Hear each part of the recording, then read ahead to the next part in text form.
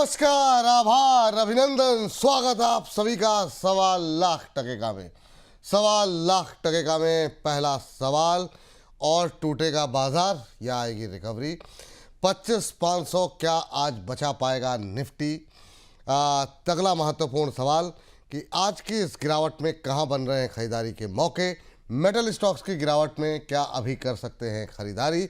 इन सब के अलावा जो आप लोगों के भर भर के सवाल हैं, उन प्रश्नों के उत्तर भी तलाशेंगे। सबसे पहले रिया गुप्ता जी का प्रश्न ले लेते हैं, और कह रही हैं कि नेटवेब एक वीक के लिए ले लिया है, टारगेट क्या रहेंगे? और दूसरा इनका एससीआई को लेकर के है, शिपिंग कॉरपोरेशन ऑफ इंडिया, 284 तक के लिए क्या टाइम पीरियड रहना चाहिए? तो इन्होंने टारगेट ही रखे हैं, अपनी खरीद का भाव नहीं बताया है। आज नेटवेब में सर इन्होंने शायद खरीदारी की है, अपना लेवल भी बताना चाहिए रिया जी, है ना? उससे थोड़ी सी और क्लैरिटी मिलती है कि मतलब आपको और पर्सनलाइज व्यू मिलेगा। लेकिन ठीक है, जो आपने पूछा है उसका उत्तर ज़रूर मिलेगा। सर एक हफ्ते के लिए इनको क्या टारगेट रखनी चाहिए? टारगेट से ज़्यादा जिस तरह की वोलेटिलिटी मार्केट में देखने को मिल रही है, इनको स्टॉप लॉस भी सजेस्ट कीजिए। आज अच्छा मोमेंटम है, 6% की तेज़ी नेटवेब में, 3578 का लेवल अभी देखने को मिल रहा है। आपका व्यू क्या रहेगा नेटवेब पे? बिल्कुल जी, देखिए ऑलरेडी इतना चला है तो एक हफ्ते में व्यू उतना पॉजिटिव नहीं है। ऑलरेडी हमने कॉल भी दिया था, कल ही मेरा रडार पे आया था और कल ही मैंने 3200 के आसपास का कॉल दिया था। काल भागा, आज भागा, 3700 का टॉप बना के प्रॉफिट बुकिंग, क्योंकि मार्केट में आ रहा है, एक बार नीचे आ रहा है। सो वही है, व्यू एक हफ्ते का कुछ भी नहीं है। अगर आप 2-3 महीना वेट करके जा सकते हो, मुझे लगता है कि ऑल टाइम हाईज भी यहाँ पे मिलेंगे। तो कल चला है, आज चल रहा है, और कितना चलेंगे। तो हम्म। रिया जी का लिए सलाह यही है, अगर आपने एक हफ्ते के लिए लिया है, एक बार आपको फिर से नीचे डीप मिलेंगे, प्रॉफिट बुक कर लीजिए। बाकी अगर एक क्वार्टर आप वेट करके जा सकते हो तो ऑल टाइम हाई भी आपको मिलेंगे। तो कैपिटल अपना इंक्रीज कीजिए, क्योंकि जब तक आपके कैपिटल अभी इंक्रीज नहीं करेंगे, मल्टीपल ट्रेड नहीं ले पाएंगे, एक ही स्टॉक में ज़्यादा पोजिशन बिल्ड करना कहीं ना कहीं वो सही नहीं होगा। और एसीआई एक प्रोमिनेंट स्टॉक है, इतना फास्ट चलता नहीं है। तो हम कोई भी स्टॉक्स में इन्वेस्टमेंट कर रहे, so at first you need to know about the characters of the stock. अब एसीआई का कैरेक्टर थोड़ा स्लो बीटा काउंटर है, रिसेंटली 270 के ऊपर सस्टेन भी हो रहा था, फिर से थोड़ा बहुत प्रॉफिट बुकिंग देखने को मिल रहा है। हो सकता है कि फिर से एक बार मार्केट, अगर ओवरऑल मार्केट पे एक सेलिंग प्रेशर आता है तो 244 टू 50 तक भी आपको आते हुए दिखाई देंगे। लेकिन एससीआई में भी व्यू पॉजिटिव है, बहुत टाइम से ही 270 के ऊपर सस्टेन नहीं कर पा रहा है। 270 के ऊपर सस्टेन करने में मुझे लगता है कि 295 एंड 325 340 तक भी आपको आते हुए दिखाई देंगे। अब देखिए लोग क्या करते हैं ना, जैसे कि मैंने बताया 340, अब 340 तो एक दिन में आएंगे नहीं, वो इसके अंदर बहुत सारा आप स्ट्रोम देखने वाले हो। सो एंड कहीं ना कहीं नेट वेब के साथ भी सेम, तो दोनों स्टॉक्स में व्यू पॉजिटिव है, लेकिन शॉर्ट टर्म वोलेटिलिटी यहाँ पे एक्सपेक्टेड ऑलवेज रहता है। ये बात इन दोनों शेयरों पे निकल करके आई है।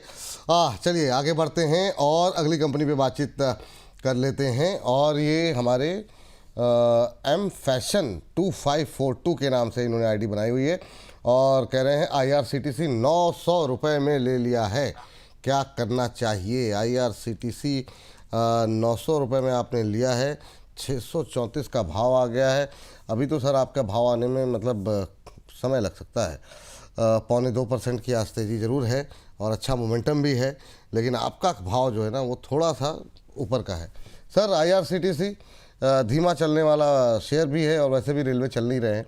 आज मोमेंटम है थोड़ा सा रेलवे के अंदर, और ख़ासतौर से आईआरसीटीसी में। क्या व्यू है सर? 900 की खरीद है सर की?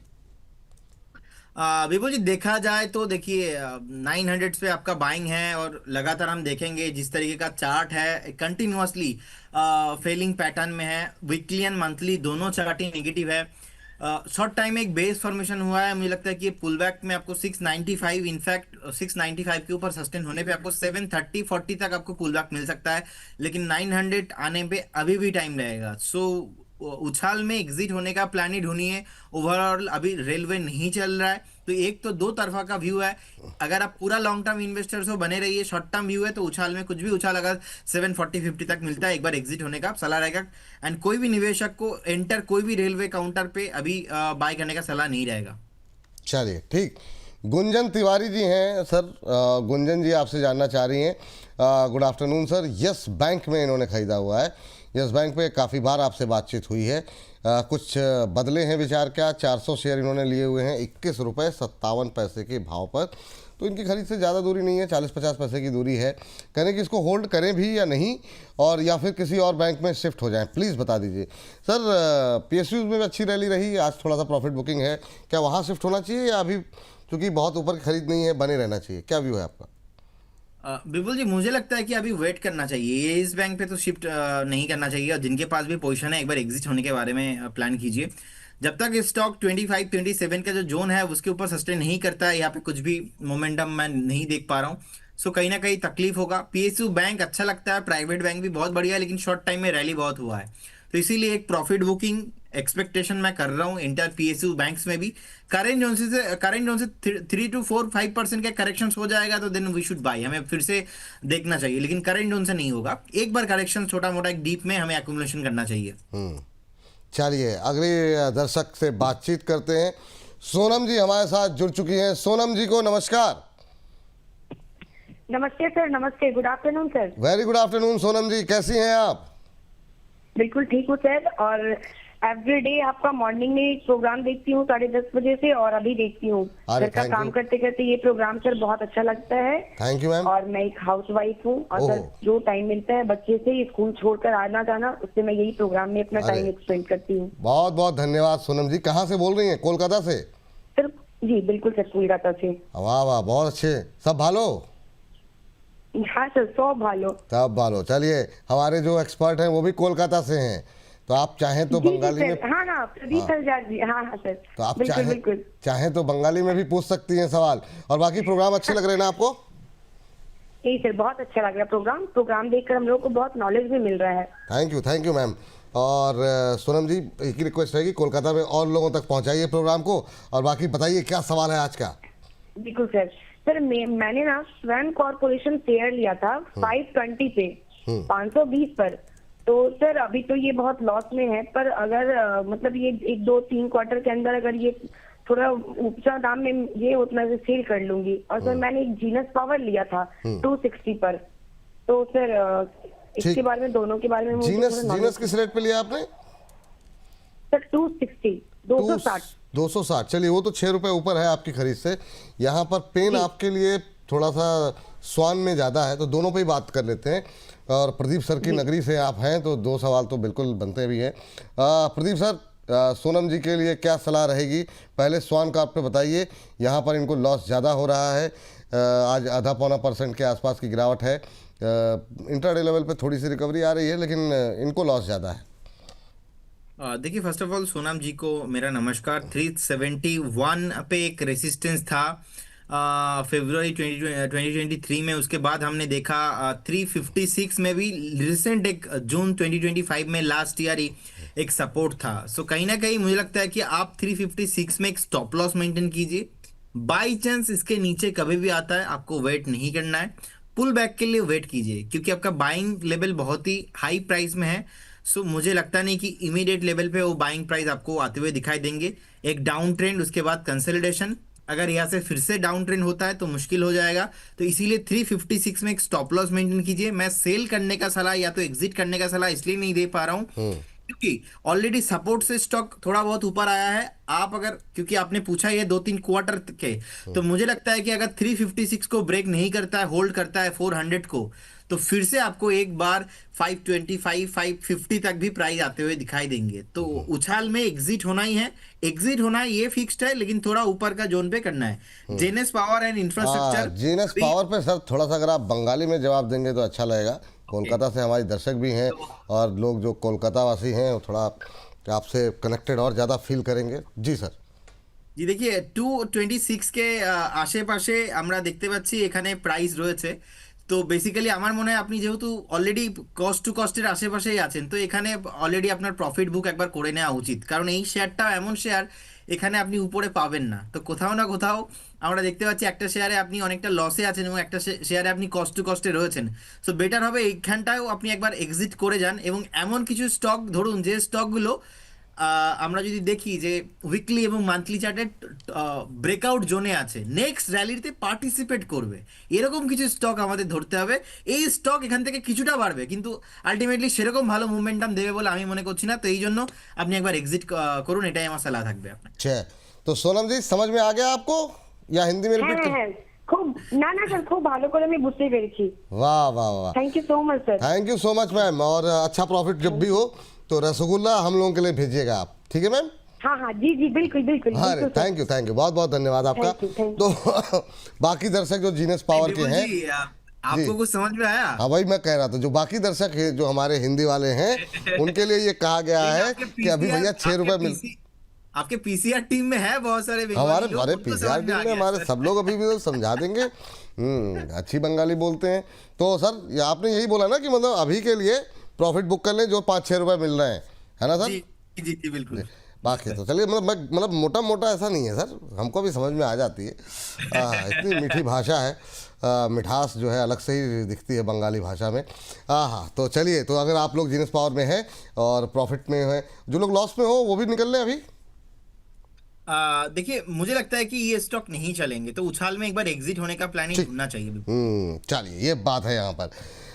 ज्योति रंजन जी का प्रश्न ले लेते हैं। ज्योति रंजन जी कह रहे हैं सर HDFC बैंक और RIL में न्यू एंट्री लेना है 3 महीने के लिए, कहाँ पे एंट्री ले सकते हैं? तो सर ये दोनों बड़े ज़्यादातर सवाल हमारे पास मिड कैप स्मॉल कैप पे काफ़ी सवाल रहते हैं, दिग्गजों पे कम आते हैं, लेकिन भाई साहब ने पूछा है ज्योति जी ने, और कह रहे हैं कि HDFC बैंक और RIL पे न्यू एंट्री लेना है 3 महीने के लिए, किस लेवल पे एंट्री लें? RIL करंट लेवल पे ले सकते हैं क्या सर, और कितना नीचे जाएगा? सर करंट लेवल पे मुझे HDFC bank and Reliance industry दोनों अट्रैक्टिव वैल्यूएशन में लग रहा है, लेकिन द प्रॉब्लम इज 3 मंथ्स, क्योंकि अगर मार्केट नेक्स्ट 2 महीना बाई चांस नीचे रहता है तो HDFC bank and Reliance industry generally अगर ये ऊपर नहीं आएगा ना, मार्केट ऊपर नहीं आएगा, क्योंकि इनका वेटेज बहुत ज्यादा है। सो कहीं ना कहीं HDFC बैंक और रिलायंस इंडस्ट्री, ये आपको समझना पड़ेगा, इनका मार्केट कैप ही इतना है, इनका 5-7% अप डाउन पे मार्केट में बहुत कुछ हो सकता है। तो इसीलिए कभी भी HDFC bank and Reliance industry पे आपको 2-3 महीने का व्यू होना ही नहीं चाहिए, एटलीस्ट 1.5-2 साल का तो मिनिमम आपको रखना चाहिए। अब उस टाइम पे होना चाहिए जिस टाइम पे बहुत कंफर्टेबल प्राइस में हो जाए, लेकिन अभी भी वो कंफर्टेबल प्राइस है नहीं। तो मुझे लगता है कि अगर आप इन्वेस्टर हो, डेफिनेटली यू शुड बाय, आप बिल्कुल बने रहिए, हर एक डीप में आप दोनों स्टॉक को आपका पोर्टफोलियो में ऐड करते रहिए, लेकिन 3 महीने के व्यू से मैं बोलूंगा HDFC bank and Reliance industry is wrong choice. 3 महीने नज़रिया थोड़ा सा बढ़ा लीजिए ज्योति जी, मतलब ऐसा मत करिए, है ना, बाजार की स्थिति को देखते हुए जब आप दिग्गजों पे भरोसा कर रहे हैं ना, तो इंडेक्स पर भी ध्यान देने की आवश्यकता है। दिलीप कुमार जी कह रहे हैं अच्छा ये भी 2 महीने वाले हैं, 2 महीने के लिए सर 60,000 रुपये लगाने हैं। अब इन्होंने कहा है संवर्धना मदरसन है, BHEL है, grow, JK tyre, JSW infra already हैं। प्लीज़ बताएं कोई अच्छा स्टॉक होली तक। सर अभी 2 महीने की बात करें तो होली तो मतलब वो है, मतलब तो शोले का डायलॉग हो गया, होली कब है होली? तो ये तो अभी अब 8 तारीख को 4 को है शायद, 4 या 8 में है, 4 तारीख को होली है शायद 4-5 तारीख में। तो अब तो मतलब आपने 1 महीने से भी कम कर दिया, लेकिन ठीक है, ये जो आपने सवाल जो है ना 3 काउंटर, ये डिस्कस कर लेते हैं अभी के लिए। तो संवर्धना मदरसन, BHEL और ग्रो और JK टायर भी मान लीजिए, ये 4, क्योंकि इन सब में जो है ना सर बड़ी क्वेरीज रहती हैं और बड़ी ट्रेडर फ्रेंडली स्टॉक्स ये रहे हैं। शुरुआत कहाँ से करना चाहेंगे सर? संवर्धना मदरसा से ही कर लेते हैं, अच्छा मोमेंटम रहा, अच्छे लोगों के पैसे बने। हम लोग भी काफ़ी समय आपके साथ भी छोटे शेयर में भी कई जगहों पर डिस्कशन रहा है संवर्धना मदरसन पे। आपका व्यू क्या है अभी, क्या करना चाहिए? और बाकी के शेयरों पे भी एक एक करके बात कर लेते हैं इनके।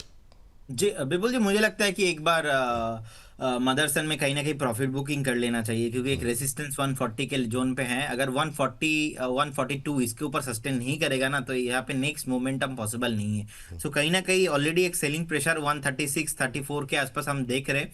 तो एक बार अगर किसी का शॉर्ट टाइम के हिसाब से व्यू है तो आप प्रॉफिट बुकिंग कर लीजिए।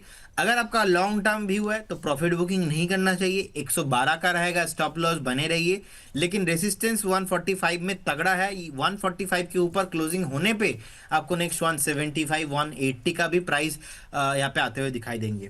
सेकंड जो स्टॉक बताया आपने वो है बेसिकली BHEL 257 के आसपास का प्राइस है। 240 का स्टॉप लॉस होना चाहिए, बने रहिए। 295 का टारगेट, 295 ब्रेक होने के बाद आपको ऊपर आते हुए दिखाई देंगे। अभी के लिए 295 240 इस रेंज के अंदर फंसा रहेगा। थर्ड स्टॉक आपने बताया था ग्रो, 172 का प्राइस चल रहा है विपुल जी। जब तक ये IPO के जो डे हाई है इसके ऊपर है, मतलब 115-20 को जब तक होल्ड कर रहा है तब तक मुझे लगता है कि ग्रो के साथ बने रहना चाहिए, क्योंकि शॉर्ट टाइम में एक रैली हमने देख लिया है 192 193 के आसपास का रैली। तो इसी वजह से ना ये आपको इमीडिएट लेवल पे और ऊपर आपको भागता हुआ नहीं नजर आएंगे, लेकिन for the long term capital market segment में ग्रो एक प्रोमिनेंट स्टॉक है। तो मुझे लगता है कि आपको बने रहना चाहिए। 192 ब्रेक होने के बाद आपको 230-40 तक भी आपको आते हुए दिखाई देंगे। 1.5 से 2 साल का व्यू होना चाहिए।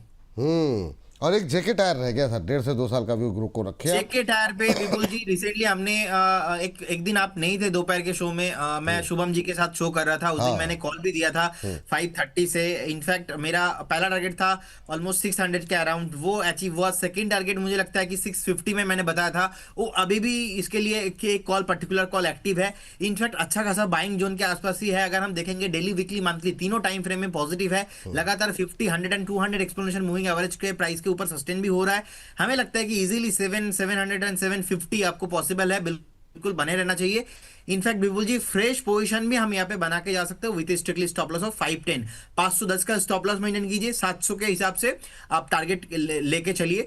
मिनिमम 1 क्वार्टर होल्ड कीजिए, आपको नेक्स्ट अशोक लीलैंड के तरह पर्टिकुलर ये स्टॉक पे भी आपको मूवमेंट आते हुए दिखाई देंगे। ठीक, ये नरेंद्र तलवार जी हमारे एक दर्शक है, उन्होंने 600 पे लिया हुआ है, तो होल्ड करें ना सर अभी फिलहाल के लिए 700 बिल्कुल का टारगेट बिल्कुल, के लिए? 510 का स्टॉप लॉस रहेगा, बिल्कुल बने रहिए। बिल्कुल बने रहिए नरेंद्र जी। ये आपका सवाल भी डिस्कस कर लिया सर। तो एक साथ ही कई सारे दर्शकों के इसमें सवाल भी आए हुए थे। ये सारे शेयर ऐसे ना, बहुत सारे सवाल यहाँ पर रहते हैं, तो उम्मीद करते हैं सबको जो है उत्तर एक साथ यहाँ पर मिल गया होगा। चलिए इस बीच एक और ऑटो इंडस्ट्री से जुड़ी हुई कंपनी डिस्कस कर लेते हैं। नेचर राइडर के नाम से आईडी बनाई हुई है। रिको ऑटो पे इनका सवाल है, कह रहे हैं प्रदीप सर का व्यू दिला दीजिए। 135 पर 600 शेयर लिए हुए हैं रिको ऑटो के। ये ऑटो इंडस्ट्री वाले शेयर अच्छे चले, लेकिन रिको उतना तेज़ी से नहीं चला। ठंडा ही पड़ गया आज, हालांकि ऊपर है 0.25%, 126 के आसपास चल रहा है सर। एक महीने में 4-5% के आसपास की रैली फिर भी रही है। भाई साहब ने लिया हुआ है 135 पे, तो 7-8 रुपये का लॉस है, कोई ज़्यादा बड़ा लॉस नहीं है। रिको ऑटो को लेकर के अभी आपका व्यू क्या है? देखिए रिको ऑटो का भी विपुल जी 142 के आसपास का रेजिस्टेंस है, तो जनरली अभी 142 ब्रेक नहीं होने वाला। और रिको ऑटो का आपको याद होगा हमने एक बार कॉल दिया था 100 पे, उसी दिन 115 का मैंने टारगेट दिया था, 107-8 आ गया था। आप और रचित जी दोनों मिलकर दोपहर का शो कर रहे थे। सो कहीं ना कहीं जो एक 100 से 100 से ये जो 130 का जर्नी है, 30% का एक मूवमेंट आप मुझे लगता है कि शॉर्ट टाइम में बहुत ही प्रोमिनेंट है, और ऑलरेडी स्टॉक रैली हो चुका है शॉर्ट टाइम में। तो किसी का लॉन्ग टर्म का व्यू है तो आप बने रह सकते हो, लेकिन इससे भी बेटर अपॉर्चुनिटीज इसी इंडस्ट्री में अलग स्टॉक है। मैं समझता हूं कि आपको एक दिन वेट करके एग्जिट कर लेना चाहिए, अगर कॉस्ट टू कॉस्ट मिलता है तो। अभी नहीं रहने का सलाह होगा, फिर से री एंट्री बनेगा इसमें 107-10 के आसपास करेक्शंस में बाय ऑन डिप करने का सलाह रहेगा। लेकिन अभी मेरे को लगता है कि जब तक 140-138 का जो जोन है वो ब्रेक नहीं हो रहा था ना, यहाँ पे नेक्स्ट जो रैली है वो पॉसिबल नहीं होगा। बात यहाँ पर निकल करके आई है। और अब चलते हैं अगले दर्शक के पास। और एक और रिक्वेस्ट रहेगी, ये जो लोग व्हाट्सएप पे सवाल भेजते हैं, आप लोगों से रिक्वेस्ट है अगर कॉल जाए तो उठा लिया कीजिए। कम से कम ये मत सोचिए कि मतलब हो सकता है कोई कस्टमर वाला, ऐसे ही आजकल बहुत सारे कॉल आते हैं, तो ठीक है 1 घंटे में कोई अगर 2-4 फ़ोन एक्स्ट्रा उठा लेंगे, कोई समस्या वाली बात नहीं है, तो उठा लिया कीजिए। क्योंकि फिर हमारी टीम के लोग मेहनत करते हैं, आप लोग सवाल करते हैं और बाद में लोग कहते हैं सवाल नहीं लेते। तो चलिए आगे बढ़ते हैं, तो उठा लिया कीजिए। और ये हैं, कौन है?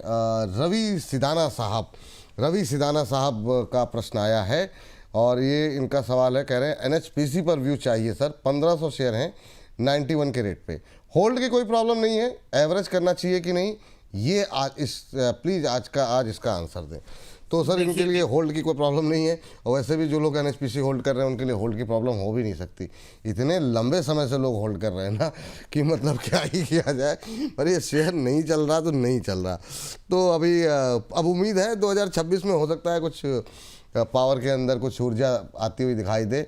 91 पे भाई साहब ने लिया है, होल्ड की कोई प्रॉब्लम नहीं है। क्या सलाह रहेगी NHPC पे? विपुल जी एकदम बिल्कुल आपने सही बताया। जनवरी 2024 में हमने देखा ऑलमोस्ट 2 साल से भी ज्यादा हो गया है, वहां पे पहला बार टॉप किया था 115-18 का जोन में। उसके बाद फिर से हमने और एक वीकली चार्ट में टॉप देखा मई 27 में। उसके बाद फिर से हमने एक टॉप देखा ऑलमोस्ट अगस्त में। तो 2024 में हमने 3 बार टॉप देखा और टॉप ब्रेक नहीं हो पाया। उसके बाद लगातार एक डाउन ट्रेंड, उसके बाद अभी कंसोलिडेशन। तो क्या हो रहा है देखिए, 2 साल से भी ज्यादा हो गया है, नहीं चल रहा है। अभी आप एवरेज करेंगे और 6 महीना नहीं चलेगा तो आप ना फ्रस्ट्रेटेड हो जाएंगे। सो मेरा मानना है ऐसे स्टॉक्स पे देखिए, अगर आपका एकदम लॉन्ग टर्म का व्यू है तो आपको बने रहना चाहिए। लेकिन मैं इस आइडियोलॉजी में बिलीव नहीं करता कि 2 साल से कोई स्टॉक नहीं चल रहा है, जबरदस्ती यहाँ पे बाई करना, फिर से यहाँ पे एवरेज करना और 6 महीना टाइम लग जाएगा। तो जनरली पहले मूव होने दीजिए, 115 के बाद बाद में फिर से बाई करेंगे, नहीं तो एक बार 100 के ऊपर आने दीजिए। क्योंकि मोमेंटम में आपको मुनाफा होगा, फ्रस्ट्रेशन में आपका क्या है ना, टाइम चला जाएगा बहुत। तो इसीलिए एक बार ना वो आप ध्यान पे रखिए, अभी फ्रेश बाई या तो एवरेज कुछ नहीं करना चाहिए। अगर किसी के पास पोर्टफोलियो में है तो 67 will be your fixed and final stop loss, because 200 जो वीकली मूविंग एवरेज प्राइस है 67 पे है। स्टॉप लॉस मेंटेन कीजिए एंड बने रहिए। ये बात यहाँ पर निकल करके आई है। अच्छा, एक हमारे दर्शक हैं ए के बाली साहब ने थोड़ा महंगा शेयर पूछा है फोर्स मोटर को लेकर के। कह रहे हैं सर अभी के लिए क्या इसमें बाय कर सकते हैं क्या करंट लेवल पे? फोर्स मोटर में बीच में एक अच्छा मोमेंटम बनता हुआ दिखाई दिया था, अब थोड़ा सा वापस जो है प्रेशर बनता हुआ, आज 3% के आसपास की गिरावट देखने को मिल रही है। लेकिन सर एक महीने में 14-15% चल चुका है। करंट लेवल पे बाय करने की कोई गुंजाइश है यहाँ पर? 24,460 के आसपास अभी चलता हुआ। बिल्कुल जी, रिसेंटली हमने कवरेज किया था फोर्स मोटर पे। इनफैक्ट 20,000 से हमारा एक बाइंग कॉल भी है और मुझे लगता है कि 29,000 का टारगेट भी पॉसिबल है। लेकिन फ्रेश बाइंग करेंगे तो वहाँ पे रिस्क रिवॉर्ड रेशियो फेवरेबल नहीं हो रहा है, इसके चलते हम यहाँ पे करेंट जोन से बाइंग ही करेंगे।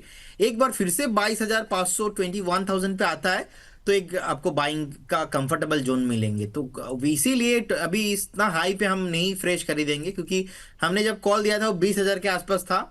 तो मेरे को लगता है कि देखिए, आप अगर बने हो कोई भी इसके साथ तो बिल्कुल आप रहिए, इसमें कोई दिक्कत नहीं है। 29,000 ऑन द वे, लेकिन फ्रेश बाई नहीं करना है अभी।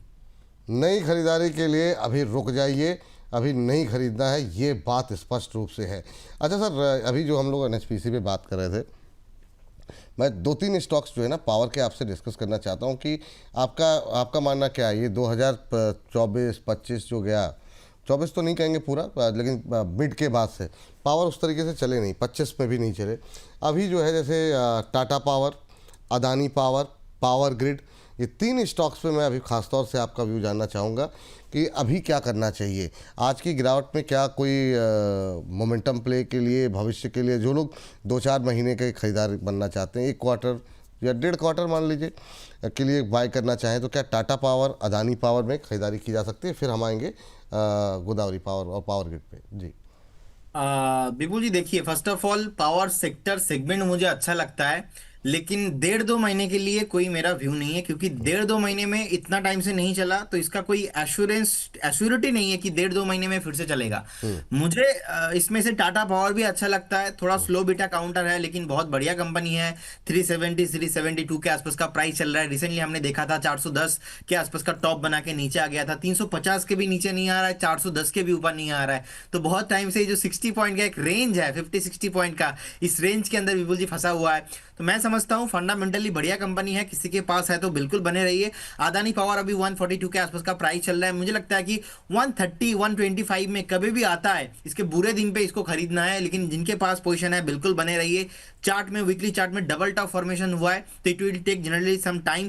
पावर ग्रिड को भी हाथ लगाना नहीं चाहिए, थोड़ा दूरी मेंटेन कीजिए। और एक कंपनी बहुत ही प्रोमिनेंट है और जो कि मैंने रिकमेंड भी किया है आपके प्लेटफॉर्म में, पहली बार आपके प्लेटफॉर्म में मैंने रिकमेंड किया था, वो अच्छा खासा मुनाफा भी बहुत लोगों ने किया था, वो है गोदावरी पावर एंड इस्पात। 241 पे मैंने आपके प्लेटफॉर्म में रिकमेंड किया था, उसके बाद ऑल टाइम हाई लगा के अभी 264। इसका स्टॉप लॉस हमने बताया था 225 225 आप स्ट्रिक्टली मेंटेन करते जाइए।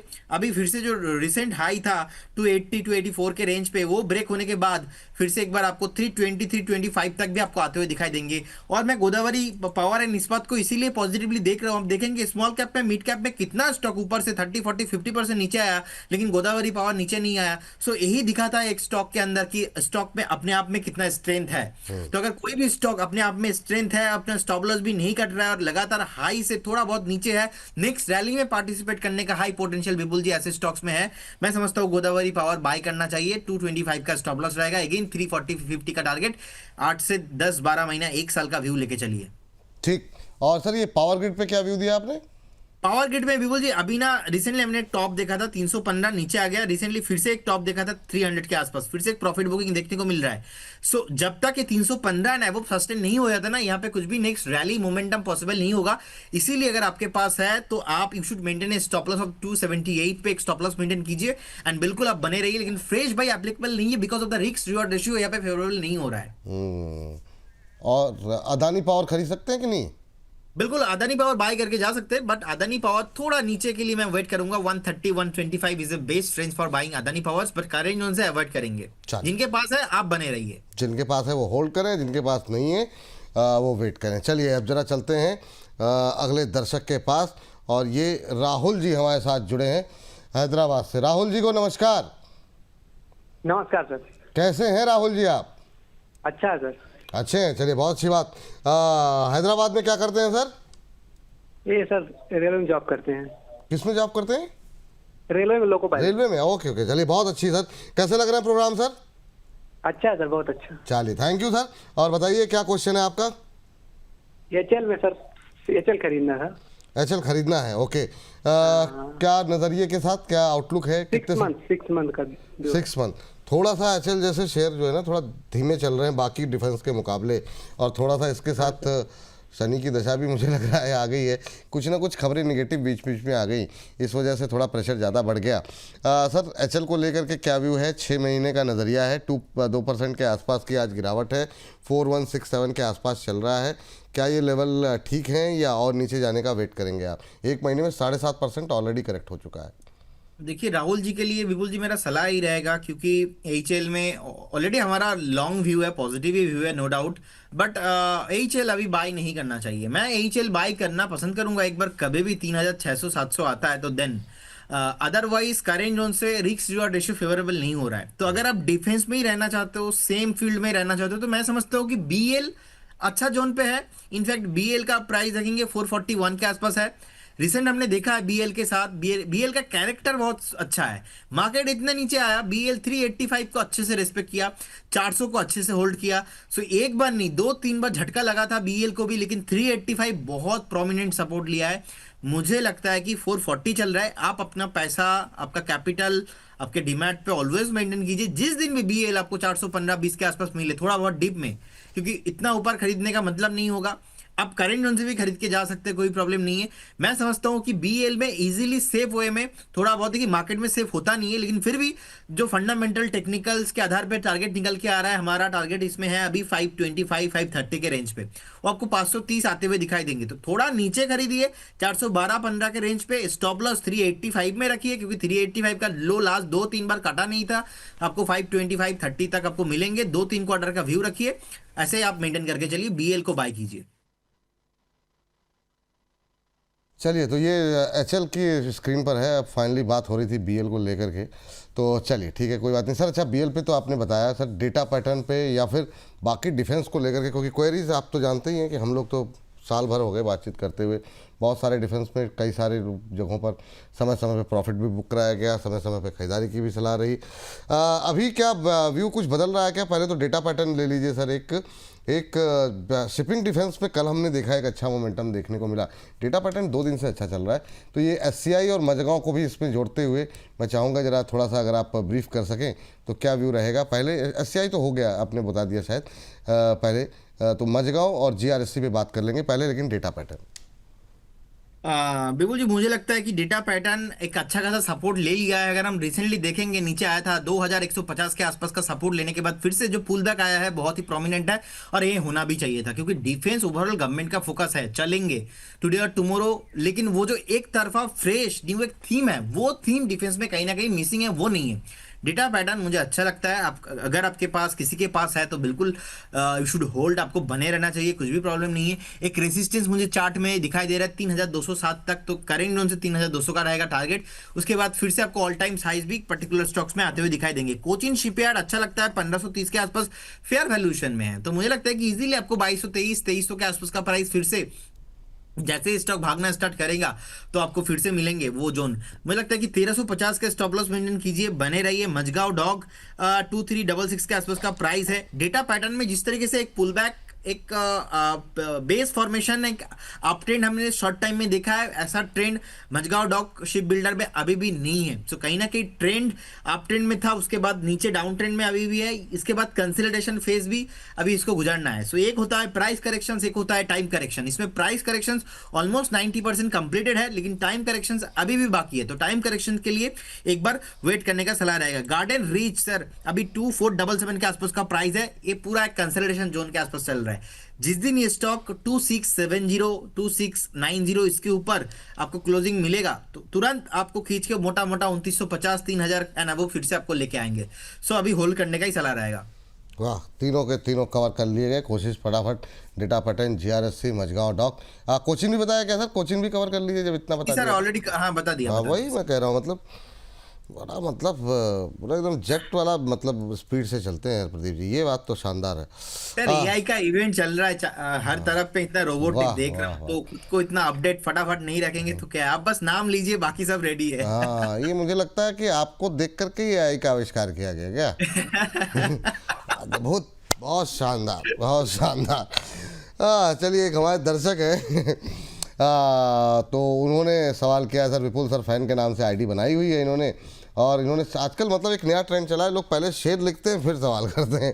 तो इन्होंने शेर लिखा है, लम्हे लम्हे की सियासत पे नज़र रखते हैं, लम्हे लम्हे की सियासत पे नज़र रखते हैं, हमसे दीवाने भी दुनिया की खबर रखते हैं, इतने नादा भी नहीं हम कि भटक कर रह जाएं, कोई मंजिल ना सही रह गुजर रखते हैं। बहुत शानदार, बहुत शानदार। तो इंजीनियर्स इंडिया पे जानना चाह रहे हैं करंट लेवल पे बाय करें कि नहीं सर? ये पिछले 3-4 दिन में इंजीनियर्स इंडिया ने अच्छा प्रदर्शन किया और लगातार जो है ये मोमेंटम में बना हुआ है, फ्राइडे से चलता हुआ दिखाई दे रहा है। आज भी 2% ऊपर जो है चल रहा है। बीच में एक दिन गिरावट रही, लेकिन फिर आज एक महीने में 17-18% चल गया है। अभी नई एंट्री के लिए जगह है या चल चुका पूरा?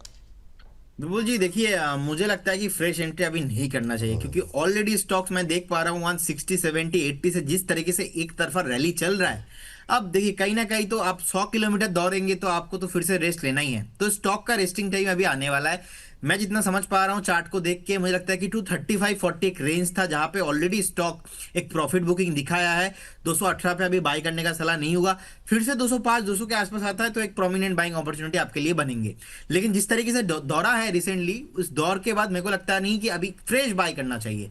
और सेकंड, शेयर बहुत अच्छा था और मुझे शुभम जी का भी याद आ रहा था क्योंकि आपके जो कुछ दिन पहले इवेंट हुए थे, मैं वीडियो में देखा फेसबुक में, शुभम जी इतना शेर मतलब इतना शायरी उनको पता है, मेरे को वो आइडिया नहीं था, उनके भी याद आ गया मुझे अभी। नहीं, उन्होंने तो बाकायदा, हम लोगों ने वो इवेंट यहीं पे दिल्ली में किया था एक जो है, और उसमें बाकायदा शेर व शायरी से जुड़े इतने हमारे ऑफिस के लोग थे, जिसके अंदर जितने ज़्यादा शेर व शायरी के कीड़े थे, हम लोगों ने सबने वहाँ पर उसको समाप्त किया। अंशुमान सर के बहुत अच्छे अंशुमान सर भी बहुत अच्छा लिखते हैं, शुभम जी तो खैर लिखते ही अच्छे हैं, तो सब ने सर बहुत अच्छे सुनाए वहाँ पर, और काफ़ी अच्छी खासी ऑडियंस भी थी, तो बढ़िया रहा। तो वाकई में मतलब जो है आनंद आता है सुन करके। चलिए आगे बढ़ते हैं सर, और अगली टिप्पणी की तरफ बढ़ते हैं। एक जो है NHPC पे बातचीत हो गई है लक्ष्मी जी काफ़ी डिटेल में, तो अगर आप दोबारा देखेंगे या शाम को 8 बजे जब सेगमेंट हमारा अपलोड होगा तो भी आपको जो है जानकारी मिल जाएगी। लेकिन इस बीच सर PFC ले लीजिए, एक और पावर शेयर की से जुड़ी हुई कंपनी भारतीय के नाम से आईडी बनाई हुई है। विपुल सर मेरे सवाल को ले लीजिए, काफ़ी दिनों से आपका शो देख रहा हूँ, बहुत नॉलेजेबल है, थैंक यू सर। मेरे पास PFC है 1610 पे और REC 1160 पे। 1610 शेयर हैं, सॉरी 405 पे पीएफसी लिया हुआ है और 380 पे आरईसी। सर ये पीएफसी आरईसी भी अच्छा, बीच में अच्छी रिकवरी शानदार रही। उसी के बाद उम्मीद लग रही है कि शायद जो है रिकवरी आएगी पावर के अंदर। पीएफसी पे सर 405 पे लिया हुआ है, आरईसी 380 पे। आरईसी में तो काफ़ी लॉस हो रहा है और अभी क्या करना चाहिए सर? बिल्कुल जी, मुझे लगता है कि जिनके पास पोजीशन है बने रहना चाहिए। रिसेंटली हमारा कवरेज में भी आया है, हमने बाई कॉल भी दिया था पीएफसी में 380 से, वो अभी भी इंटैक्ट है। मुझे लगता है कि कंटिन्यू नेक्स्ट 6-8 महीने के लिए आपको होल्ड करना चाहिए। रिसेंटली बजट में पीएफसी रिस्ट्रक्चरिंग का बात भी आया था, तो कहीं ना कहीं उसके बाद से जो बेस फॉर्मेशन हुआ है, स्टॉक कभी 400 के नीचे आया नहीं है। तो मैं समझता हूँ कि एक रेसिस्टेंस एक हर्डर है कहीं ना कहीं 440 के रेंज पे, वो ब्रेक होने पे आपको नेक्स्ट जो रेसिस्टेंस है 518 520 तक लेके जाएगा। सो बिल्कुल बने रहिए। आरईसी पे अभी भी ये चार्ट जो है थोड़ा बहुत वीकनेस है और कहीं ना कहीं एक डाउन ट्रेंड ही चल रहा है, तो इसीलिए आरईसी को अवॉइड करने का सलाह दूंगा, क्योंकि दोनों भाई भाई है, साथ साथ ही चलेंगे। लेकिन कहीं ना कहीं एक बार 390 ब्रेक होने के बाद इसमें जो है next up trend, up momentum वो कंटिन्यू होते हुए नजर आएंगे। ये बात यहाँ पर तो ये सर अभी जैसे इनको जैसे 2-4-10 रुपए बन रहे हैं पीएफसी में, तो प्रॉफिट तो नहीं बुक करना है, अभी बने रहें? नहीं, अभी प्रॉफिट बुक करने का सलाह नहीं होगा बिल्कुल जी, क्योंकि इनका जो नेक्स्ट 3-4 क्वार्टर है बहुत ही स्ट्रांग आने वाला है। एंड कहीं ना कहीं मेरे को लगता है कि एक बार उनको बने रहना चाहिए। अगर आप एकदम छोटे अवधि के लिए बाय किए थे, शॉर्ट टर्म व्यू है, 1 हफ्ते का व्यू है, then you should book your profit. अगर आप थोड़ा बहुत भी 2-3 महीना अवॉइड करके जा सकते हो, तो मैं समझता हूँ कि आपको बिल्कुल बने रहना चाहिए। यहाँ पे 385 का रहेगा stop loss and you may definitely hold your position.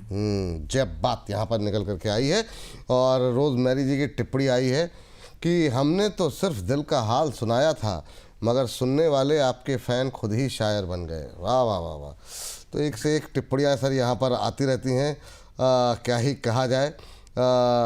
एक हमारे दर्शक और कुछ टिप्पणियाँ कर रहे हैं, क्या कुछ कहे जाए। लेकिन इस बीच एक टिप्पणी और आई थी सर, हमारे एक दर्शक की अभी आई हुई है और वो यूज़र YY3VW के नाम से आईडी बनाई हुई है।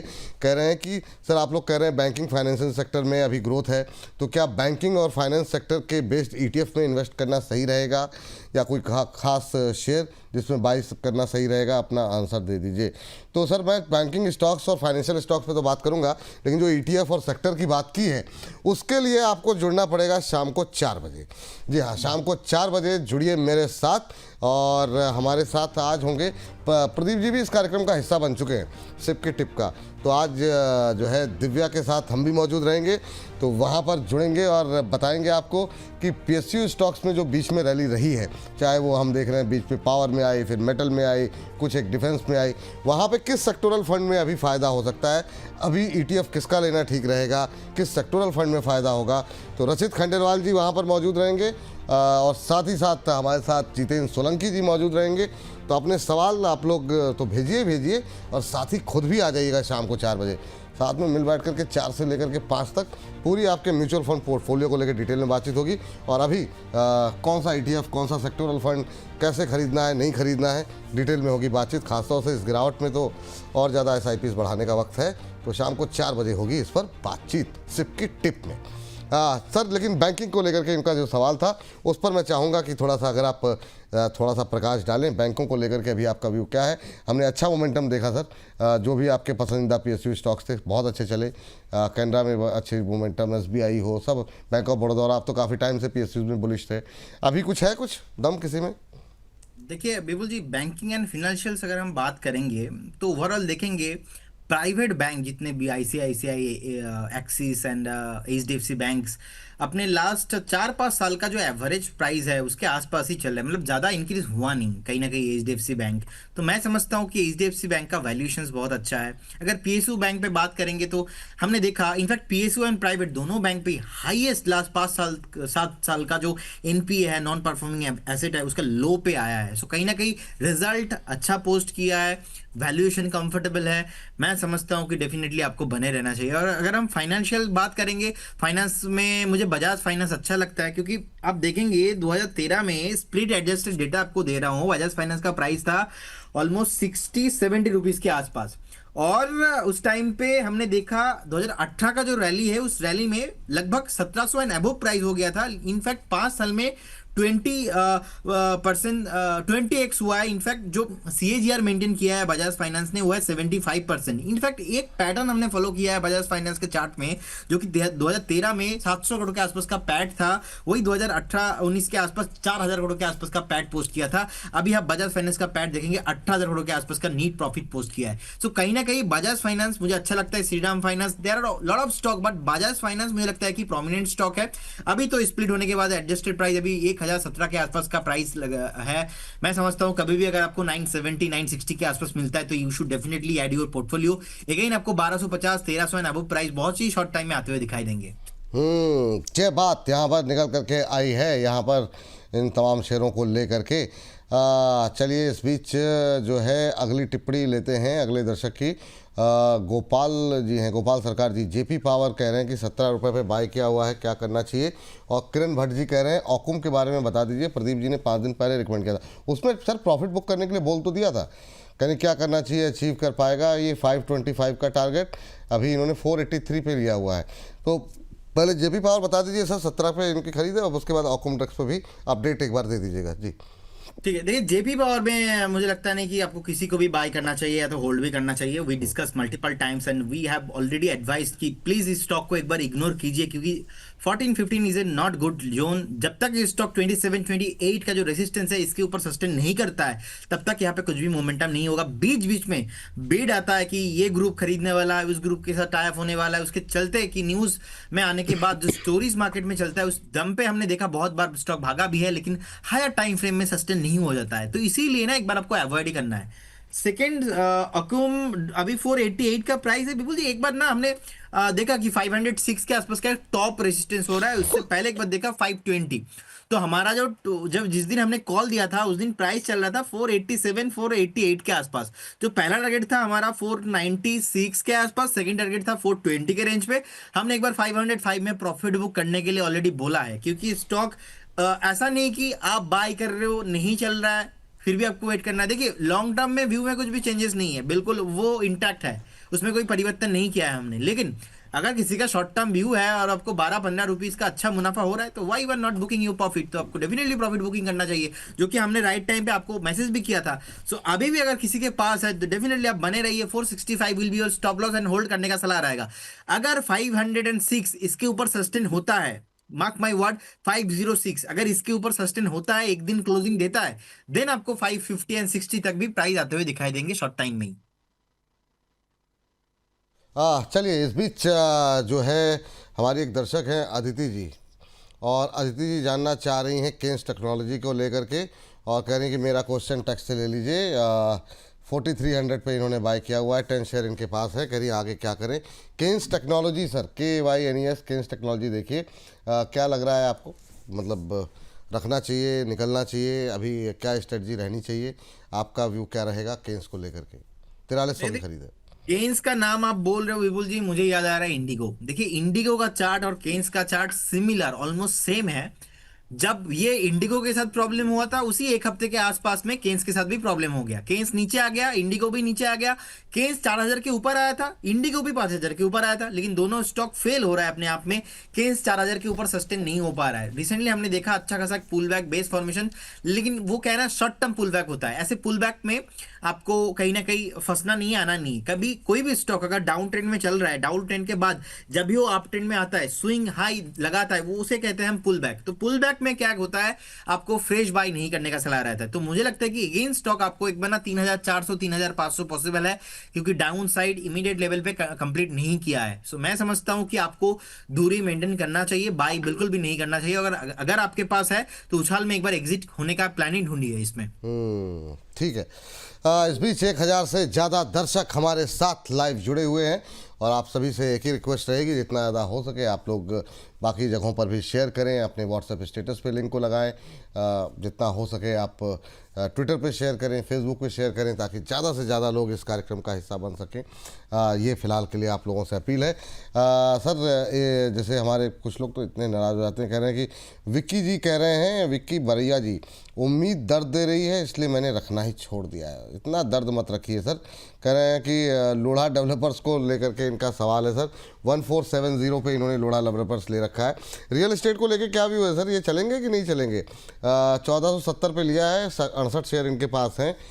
नज़रिया हमें पता नहीं है, तो अभी के लिए क्या सलाह रहेगी विकी जी के लिए? बिल्कुल जी, मुझे लगता है कि अभी 1070 के आसपास का प्राइस चल रहा है। बिल्कुल शॉर्ट टाइम में एक अच्छा खासा सेलिंग प्रेशर हमने देखा, और फिर से हमने देखा कि एक मोरूबुजू कैंडल आया था पॉजिटिव साइड में, उसके बाद एक रेजिस्टेंस 1125 के रेंज पे है। तो 1125 क्रॉस होने के बाद मुझे लगता है कि ये स्टॉक में डेफिनेटली रैली पॉसिबल है। ओवरऑल रियल एस्टेट में अगर हम देखेंगे, डीएलएफ, लोधा, गोदरेज प्रॉपर्टीज, जितने भी सिमिलर फील्ड से स्टॉक्स है, यहाँ पे ना ओवरऑल एक नीचे आने के बाद फिर से एक पुल बैक देखने को मिल रहा है। अगर हम प्रेस्टीज स्टेट को भी देखेंगे, अभी 1494 के आसपास का प्राइस चल रहा है। रिसेंटली एक डिप लगाया था 1323 1330 के रेंज पे, 1323 से स्टॉक घूम रहा है, अभी 1495 के आसपास का प्राइस है। हो सकता है कि एक बार आपको 1450 तक आ जाए, वो आपके लिए एक बाइंग अपॉर्चुनिटी होगा। सबसे बढ़िया चार्ट मेरे को गोदरेज प्रॉपर्टीज का लग रहा है। गोदरेज प्रॉपर्टीज का चार्ट अगर हम देखेंगे, रिसेंटली अच्छा खासा सेलिंग प्रेशर आया था, सेलिंग प्रेशर के बाद सिमिलर पैटर्न है। जिस तरीके से अभी 1830 1835 के आसपास का प्राइस है, मैं समझता हूं कि बहुत जल्दी आपको अगेन 2150 आपको प्राइस आते हुए दिखाई देंगे। लेकिन फ्रेश बाई करेंट जोन से नहीं करना है। मैंने बाई कॉल भी दिया था जो 1450 के रेंज पे हमारा कवरेज में भी था। अभी 1830 के आसपास का प्राइस है। फिर से अगर मेरे को 1750 1700 का रेंज में मिलता है, मैं डेफिनेटली बाई करने का सलाह दूंगा।